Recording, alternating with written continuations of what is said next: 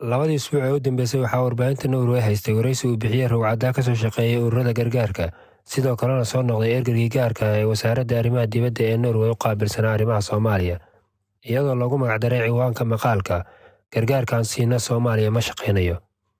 NRK ayaa warbixintan dheer ee xiisaha leh diyaarisay. Rugcaddaagan inta badan ka soo shaqeeyay ururada gargaarka, sidoo kalena soo noqday ergeygii gaarka ahaa ee wasaaradda arrimaha dibadda Norway u qaabilsanaa Soomaaliya sanadihii 2012 ilaa 2017, oo wareysi dheer siiyey telefishinka NRK oo ka mid ah warbaahinta dalka Norway, ayaa si adag uga hadlay xaaladda Soomaaliya, sidoo kalena u isticmaalay ereyo adag dhaqaalaha badan ee Norway ku bixisa Soomaaliya. Rugcaddaagan oo magaciisa la yidhaahdo Jens ayaa hadalkiisa ku bilaabay: "Waa madadaalo, laakiin khasaaro. Gargaarku ma shaqaynayo. Maxaynu ka helnaa gargaarka badan ee aynu siinayno Soomaaliya?" ayuu yidhi Jens. Qoraalka ayaa looga sheegay in Soomaaliya ka mid tahay dalalka lacagta ugu badan ee gargaarka Norway siiso.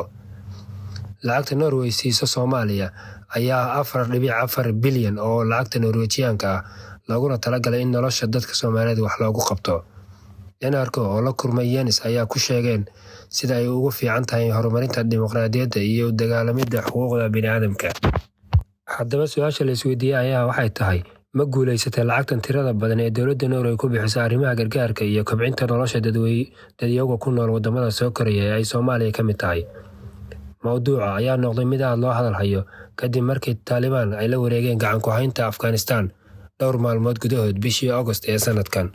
Barbardhiggan ayaa yimi sababtoo ah Soomaaliya sidoo kale beesha caalamku waxay isku dayaysaa inay horumariso dimuqraadiyadda iyo xuquuqul insaanka, iyadoo ciidamada militariga ee ay dagaal kula jiraan ururada argixisada ee Al-Shabaab. Jens Megadahl ayaa ku andacoonaya in haddii ay maanta joogsato ku lug lahaanshaha ciidamada caalamiga ah ee Soomaaliya, ay dhici karto in dowladda hadda jirta ay berri beesha ka baxdo.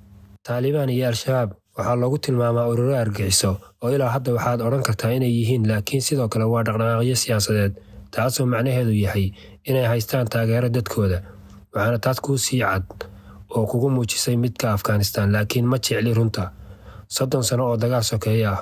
Soomaaliya in badan ayaa lagu tilmaami jiray dowlad la'aan. Jens Megadahl waxa uu sheegay in dalku aanu weli jirin qaran ahaan. Waa sida uu hadalka u dhigay. Laga soo bilaabo dhammaadkii 90-meeyadii, dagaal sokeeye iyo duulaan ayaa dalka aafeeyey. Dadku waxay kala yihiin qabaa'ilo kala duwan, kuwaasoo dhinaca horumarka caqabad ku ah, dhinaca kale siinaya ilaalinta ugu yar ee qofka. Habka qabiilka wuxuu ka mid ahaa habdhismeedka aasaasiga ah ee bulshada ilaa abka ab. Rugcaddaagan ayaa ammaanay Somaliland isagoo sheegay inay ka jirto dimuqraadiyad, iyagoo aan weliba taageero ka fiican ka helin bulshada caalamka. Megadahl ayaa socdaal dheer ku soo maray dalka Soomaaliya, wuxuuna sheegay inuu yahay dal ay dadka ku nool yihiin heer maciisheed. Abaarta ayaa baabi'isay maciishada dhul baaxad leh. Dadku waxay nolol maalmeedkooda ka helaan beeralayda, reer guuraaguna kolba meel bay u guuraan si ay qoys iyo xoolaba u noolaadaan, ayuu yidhi.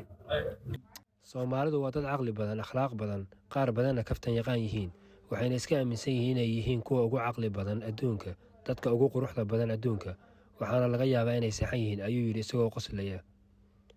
Wuxuuna sii raaciyay ku darso 10 sano ka hor 200,000 oo qof Soomaali ah ayaa gaajo u dhintay, iyadoo aan in badan oo dunida ka mid ah maqlin Soomaaliya gebi ahaanba waa la faquuqay, ayuu yidhi.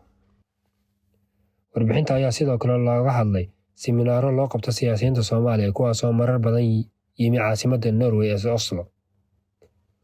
Bondevik waa ra'iisul wasaarihii hore ee Norway oo madax ka ah xarunta dadka waaweyn lagu baro dimuqraadiyadda iyo arrimaha xuquuqul insaanka, ayaa sheegay inuu aaminsan yahay ama uuna ku raacsan yahay sidoo kale dadka qaba in la fiiriyo natiijada dadaalka Norway ku bixisa Soomaaliya. Bondevik ayaa qaba in Al-Shabaab lala hadlo maadaama ay noqdeen xoog muddo dheer la jabin waayey, lagana dhaadhiciyey inay taageeraan dimuqraadiyadda iyo xuquuqul insaanka. Professor Hanson oo isagu tusaale u soo qaatay Somaliland ayaa yidhi way adag tahay in la tiro caado soo jireen ah 10 sano. Waxaan u arkaa in gobollada waqooyi ee Somaliland si wanaagsan loo maamulay.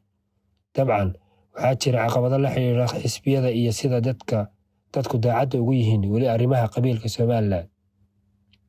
Laakiin waxay muujiyeen in doorashooyin la qabto, madaxweyne iyo xukuumadna la bedelo, ayuu yidhi Hanson. NRK ayaa isku dayay in ay xiriir la sameeyaan ra'iisul wasaarihii hore ee Soomaaliya Khayre, ahna nin haysta dhalashada Norway, horena uga soo shaqeeyay ururo gargaar, wuxuuna ka gaabsaday su'aalaha la weydiiyey.